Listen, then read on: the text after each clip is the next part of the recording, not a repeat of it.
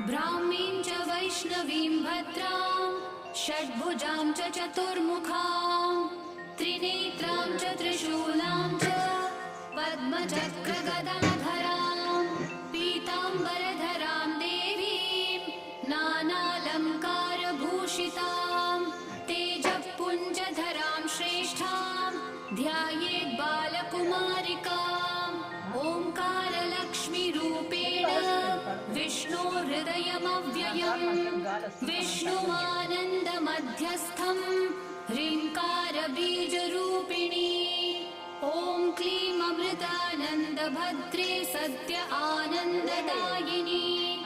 ॐ श्रीं दैत्यभक्षरदां शक्तिमालिनि शत्रुमर्दिनी तेजःप्रकाशिनी देवी वरदा शुभकारिणी